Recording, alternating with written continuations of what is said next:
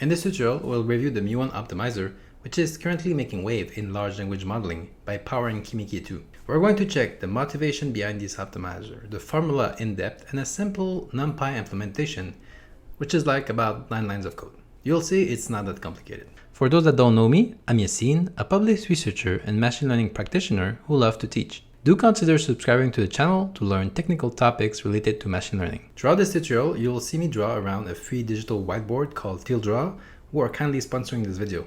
If you watched the stream or my tutorial for the past year, you saw me use this thing extensively because it just works so smoothly. My workflow is usually to take a screenshot of whatever I need to dig into and to make a big collage with explanation and arrows scribbled all around, exactly like we are going to see today. Two features I really like. The first one is these painted squiggly line.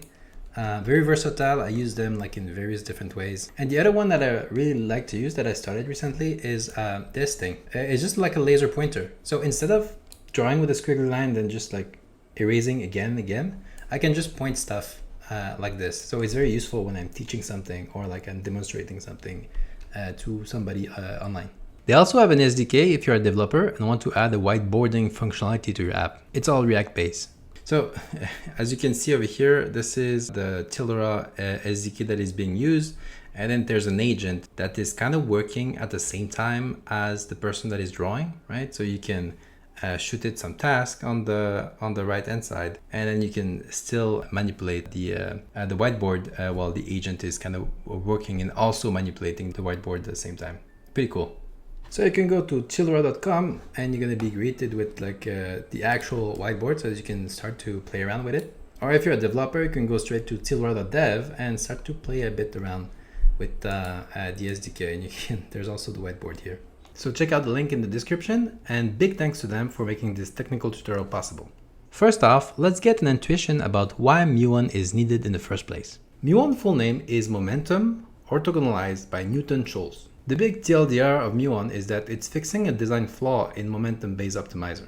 Empirically, it has been found that the momentum algorithm gradient update steps are dominated by a few directions, almost if the update matrix was low rank. If you like the ball analogy for stochastic gradient descent with momentum, it would be like trying to roll a boat down the cost plane instead of a ball. It works, but it's a boat.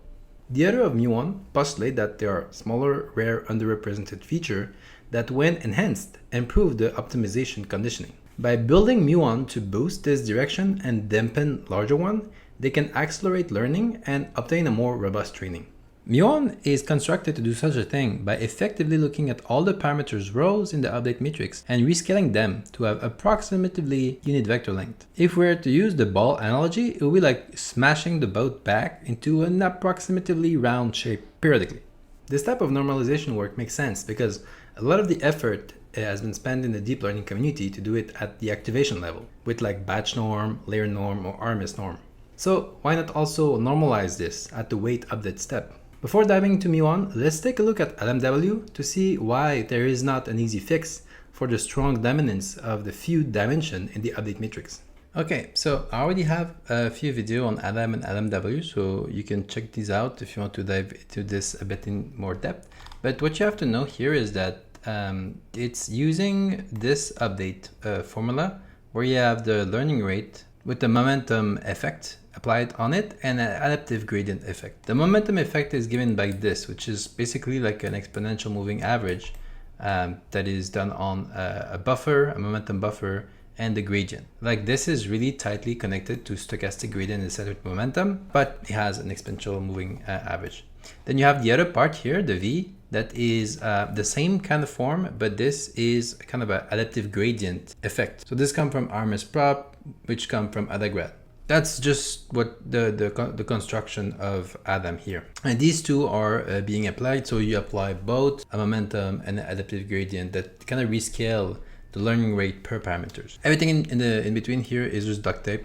Don't worry about it. Now, so this was Adam. adamw is Adam with weight decay. And if you're wondering why, just applying weight decay is a new optimizer on its own, because it was not obvious, right? They tried to apply L2 regularization in the gradient straight here. It just completely wrecked the adaptive gradient. So instead, what you have to do is actually do a specific weight decay after all of the calculation are done for the gradient. So you kind of do it after the update step completely. So this form, adamw, is what is currently used in most training runs. So what I'm going to show you now is kind of one of the issue with adamw and why muon is able to palliate to that issue. It's a very crude oversimplification that we have over here, but like bear with me. Let's say you have like a bunch of arrays, one for the parameter theta, one for the first moment buffer, and one for the second moment buffer. You have these over n number of parameters, right? And if you follow what's happening in the algorithm, let's follow it actually. You get the gradient, they're calculated, they just exist, right? And then what you do is you calculate your first moment buffer, you just update it, right? And you update it based on its previous state and the gradient that you just got. And this happened for each of the parameter kind of one by one, right? You then just do the same thing here for the second moment buffer. So this happened here, here, and here. Then there's the duck tip that is happening here, right? Don't worry about it, but like it's happening for each of the element on its own. And then we get our learning rate. And once we get our learning rate, look at the motion that is happening for updating one parameter. We're gonna take this, right? And then we're gonna do whatever its value was minus the learning rate, right? Times, and then you have a whole bunch of stuff that we're doing. We're taking this over here divided by that over here, and then once we have all of this, we're applying like a weight decay on the whole thing, right? And this motion happens for each of the parameter one by one. The issue is that at no point in this process we're kind of tying these parameters together, right? They kind of all act independently. So if for some reason the update step for the first parameter is like bigger than like the update step for the second parameter, and then bigger than the update step for this parameter, we might get, as with momentum, like more and more discrepancy about the update step. So some parameter might have gigantic update step, and then others will have like a very quiet update step. So we might get, if we were to project this in 3D, we might get something like this, right? We might get like a, instead of a ball rolling down a hill, we get like this weird shape where a few directions are kind of overpowering the rest of the update directions. So muon, what it does, right? So this is the algorithm. So you have your momentum that is happening here, and then we're doing something to it, right? And the something that we're doing to it is this motion here. You go from this big oblong like shape to this kind of roughly round shape where each of the direction have roughly unit length, right? So this is the motion that muon is bringing to the mix. And the whole idea is that this is good. Doing an orthogonalization and having unit vector length for each of the direction is a good thing to have. One thing that is useful to understand the mechanism behind muon is to check the main contributor motivation. You will see they have very interesting dual goals, mixing like both theoretical soundness and speed, which is interestingly mirrored in their algorithmic design choices. Here are the two others. We have Keller Jordan on the left and Jeremy Bernstein on the right. And high level, you have to remember that Keller is speed and Jeremy is theory. There are other people in this project, but those two are the main vocal ones. So the core of Keller Jordan motivation here can be like summarized with this specific blog post. I will link it in the description. But basically what he's saying here is that there was a lot of optimizer that said that they were better than adamw. But when you look at what they actually did, they were not, right? The adamw that they use as a baseline was not tuned enough. So it's saying that it's just bad to do that because it wastes everybody's time. What he's proposing instead is that we should have like a competitive benchmark for these optimizer where the benchmark are well defined and you can swap in optimizer or change the parameters. So in this specific case, if you make a claim that like your optimizer is better, well, just test it here. And if it's not, then you have an issue because this adamw version was optimized or whatever is the top optimizer at the time. One such benchmark is NanoGPT speedrunning, which has very different specs, but in this, he was able to show that like muon was better than adamw, and even if you tweak it in different ways, muon was still better. In his view, it's a better way to design optimizer. And now we have Jeremy. So Jeremy is kind of the same idea of performance, but from a different angle. So he's much more theory focused here. His idea is that we should make deep learning some module that are highly performant and performant for their specific position in the network and the specific use case. So muon is one such Lego block, right? It has a few characteristics and it's made for a very specific layer, as we're going to see in a few.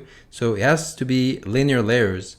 It has to be one where the X and Y vector that it receive and produce are dense activation vectors. It means that like biases is not here, right? There's no biases here. And then the embeddings also layers are not there because they are not dense. So if you take these two elements together, right, what you have is a highly efficient, in practice, optimizer for linear dense layer. Let's look at a few interesting results that showcase muon usefulness, especially in small networks. In the next three charts, the task is called NanoGPT speedrunning, where the goal is to train NanoGPT to a specific validation loss on the FineWeb dataset. FineWeb is about 18.5 trillion tokens cleaned up from Common Crawl, so it's language modeling that we're doing here. In this graph, we compare a whole bunch of optimizers, but stay focused on the blue and purple line, showcasing Adam and muon respectively. First thing to note is that muon is more sample efficient than Adam to get the needed validation loss.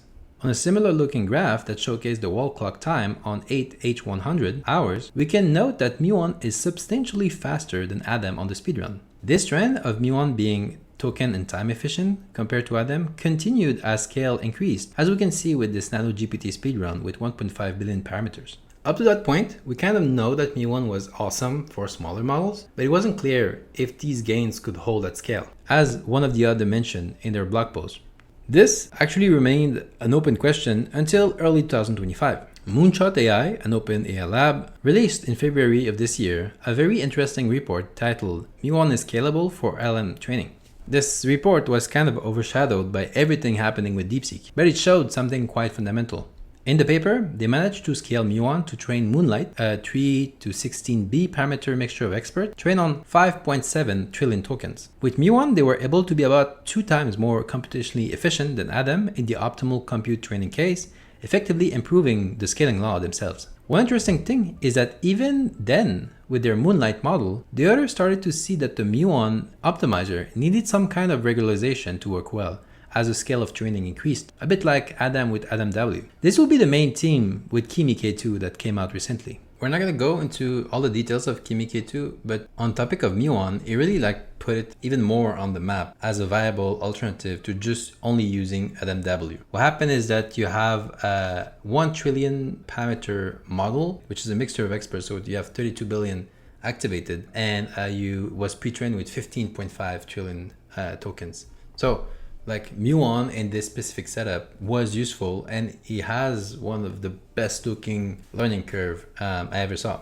However, it was not used directly as we're going to define and we're going to see. What happened is that muon has some issue, right? A bit of instability, like Adam, but a bit more. So it has what we call exploding attention logits. And the usual techniques kind of didn't work with muon.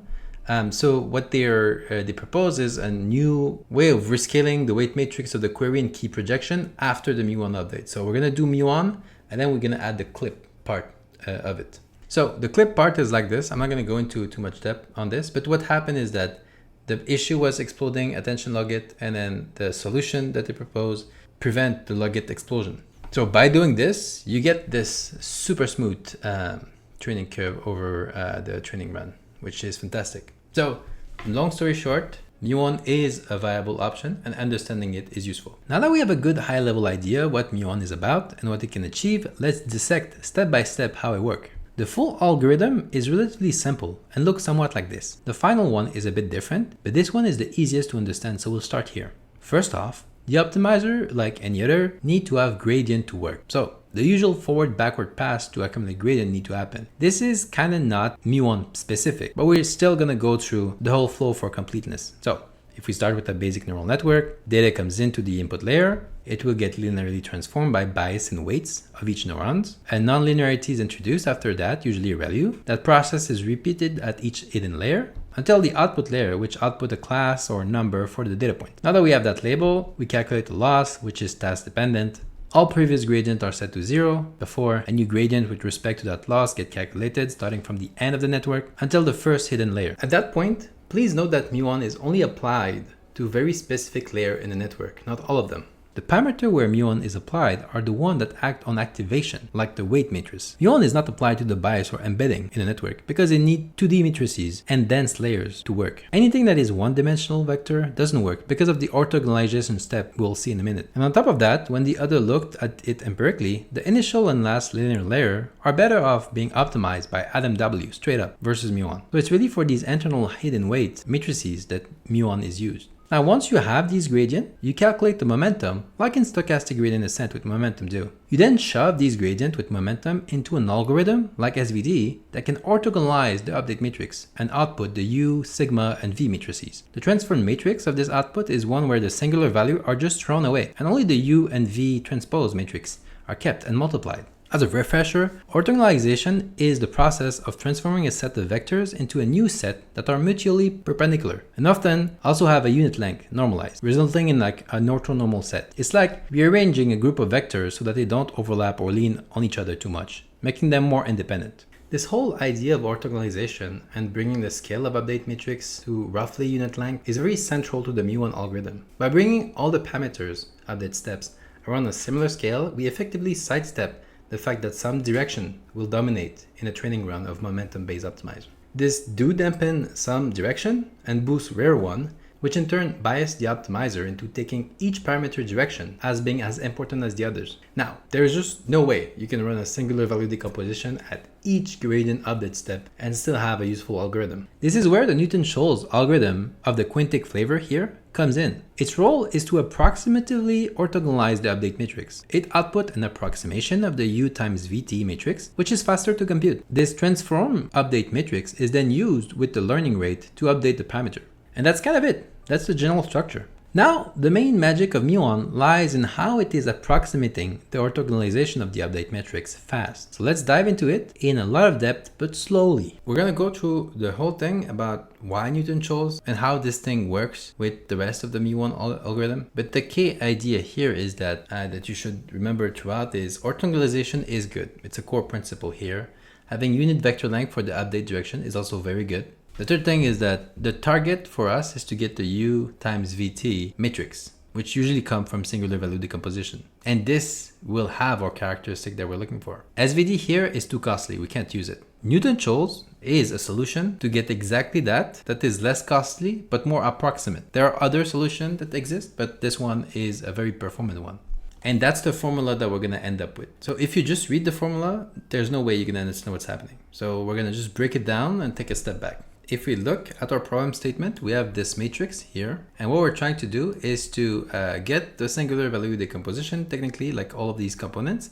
But what we're interested in is only this, not the sigma. So we're asking ourselves, is there a shortcut to get that? So if we visualize this a bit more, what we want is to have this motion going, right? But that the sigma is actually just a diagonal of 1 instead of a diagonal of singular value. There's a function that kind of do that. There's a function where if its x is positive, it will always give you 1. So theoretically speaking, if we take all these singular value and we jam it into a sign function, we should always get 1. Is there something that we can do that when we put the matrix in question inside the function, we get the sign here and the v and the u are not changed, so that like we have a diagonal of 1 always and we can do it fast? So it turns out that yes, we can do that. We have to have odd matrix polynomial. So of this form over here, it has to be odd. It has also to be a polynomial. So the sign function, we cannot just jam it here and be done with it. It won't work. So one of the property of odd matrix polynomial is that it commutes with singular value decomposition. Meaning here that if you apply it like this, right, to the actual matrix,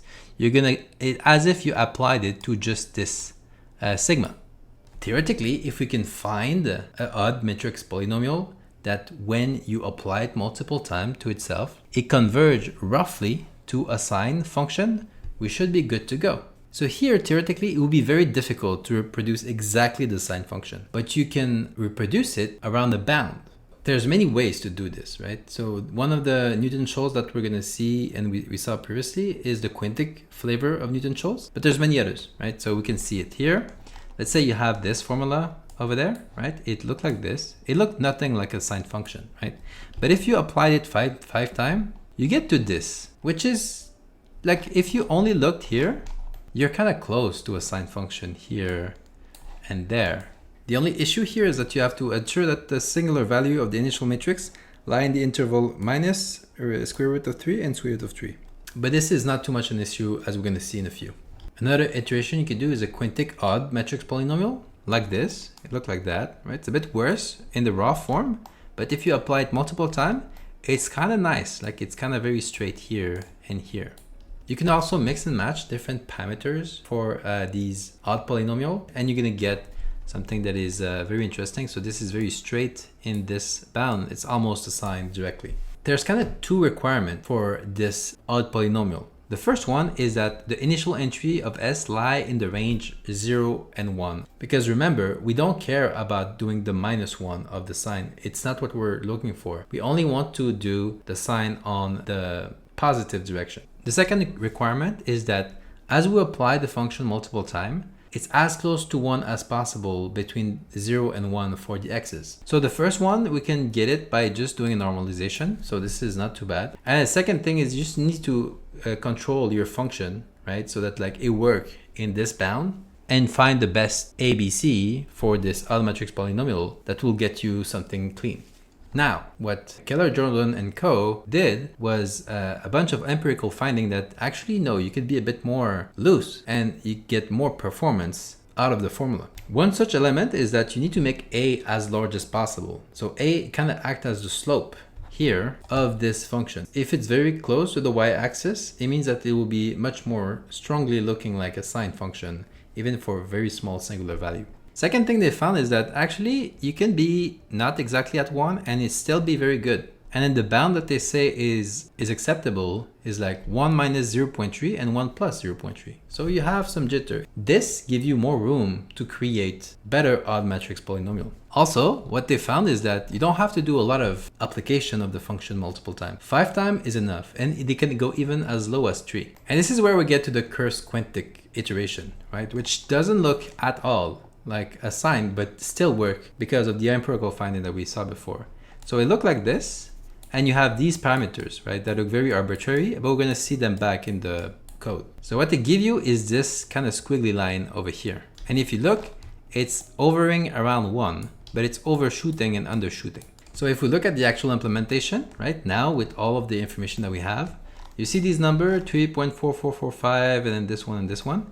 They're actually the ABC that we're using over here. This element that we have to do a normalization, the Frobenius kind of normalization, is appearing directly over here. X.norm over here is using Frobenius. The 5 steps that we discussed are over here, and they appear here when we're doing our range thing.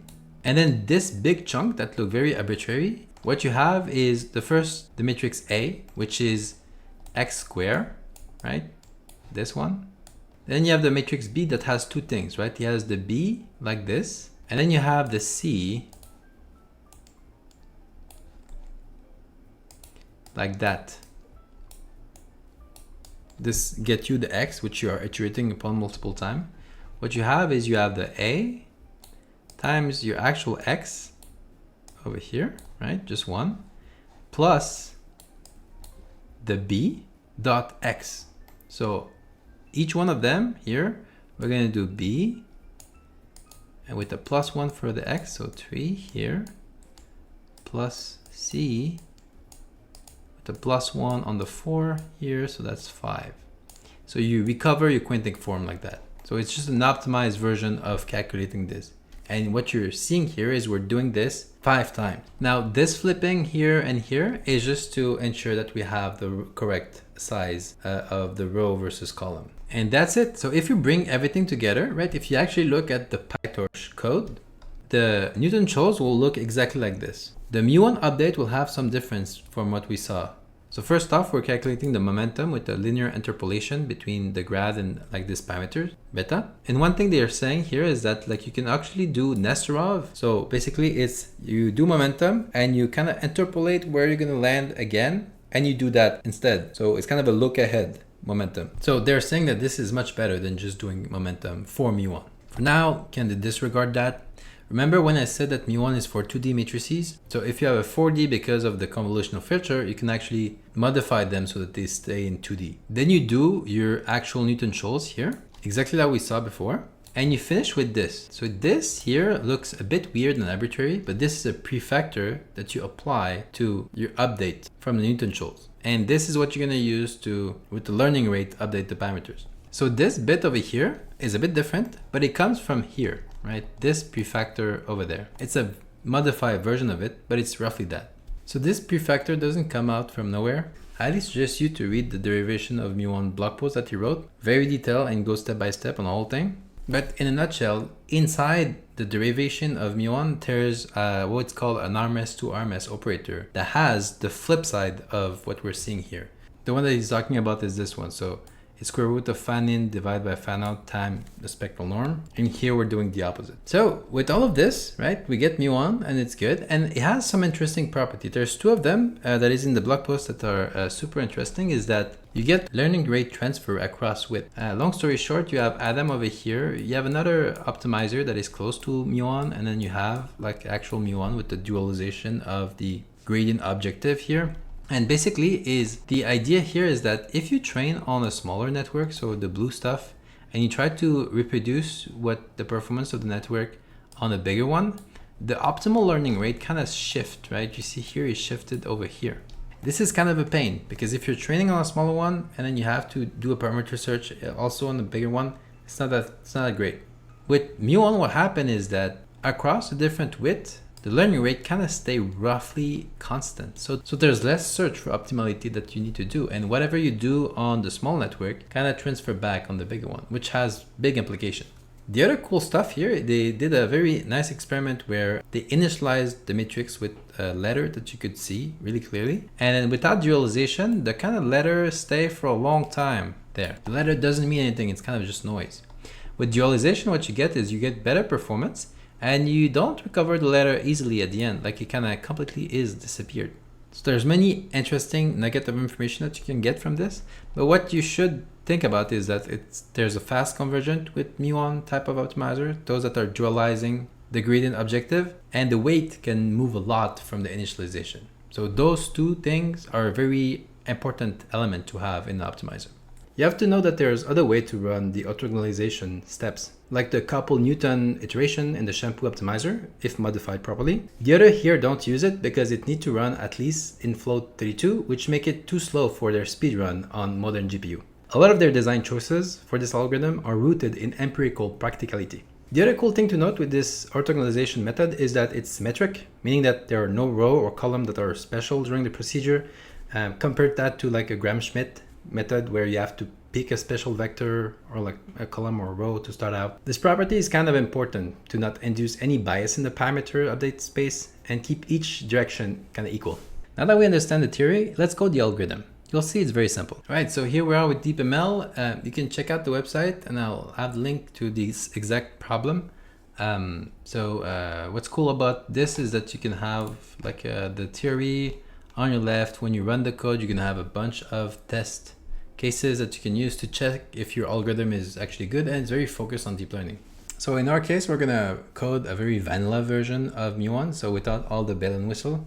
There's two functions that we have to code, the Newton-Schulz 5, so the quintic form, and the muon update. Actually, this one is the curse quintic form.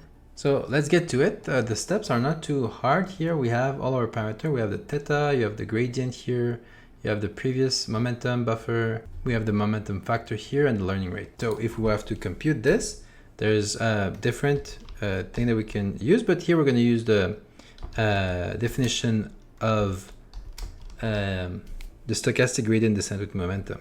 So it's just this one. That's step one. Step two is we actually need to call Newton-Schulz. So we're going to actually call it, and it's nothing complicated because we actually haven't coded it yet. This is our B. And let's say it works. So then we can just update our theta, and we can do it like this. Theta equal theta minus the learning rate times S. So here there's no prefactor that we're adding. And finally, we can return our theta, our B, and our S. Now, if you look at Newton-Schulz, there's a whole bunch of stuff that we need to do, and it may look a bit arbitrary. So first off, you need to actually select which A, B, and C you're going to use. So it has a very precise numbering here.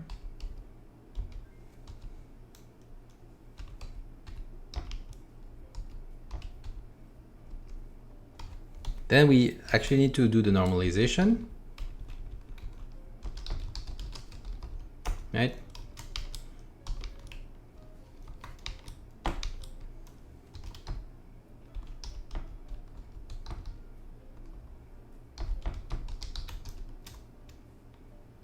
I'm going to be very explicit, and it's a Frobenius norm. Sorry, epsilon. So remember, this is for our x to be between 0 and 1 roughly, right? This is what we want. Then we actually do a quintic polynomial step times. So it's 4 in range steps. Here it's 5. And it looked like this. So a x dot t, and our b will be b. This is the type of formula that you have to write by hand on a sheet of paper and then implement it.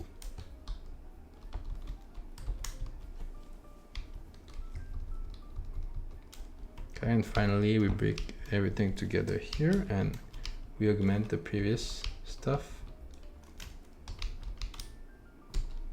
Another x, and we should be good to go. And here return x. So let's test it, and we're good. It works. So nothing too complicated here, right? So if we recap, you do your momentum. You can do Nesterov here if you want to. You do your Newton-Schulz to get your u times v transpose. With that, you can get your precondition update step, and then you do time learning rate, and you should be good to go. There's also a prefactor that you should use. And if you were attentive before, the prefactor in PyTorch is not the same as the prefactor in Jeremy Bernstein blog post. There's different that you can use here. On Newton-Schulz side, you can pick different ones, but the curse quintic is actually pretty good. So you have these numbers over here for like all of the variable of the polynomial. You have to normalize so that like it actually stay within the range that kind of look like a sine function. You do a 5-step to kind of approximate the sine function, and you return that. And that's that. So I hope this was useful. Don't forget to like if it was the case, and see you all next one.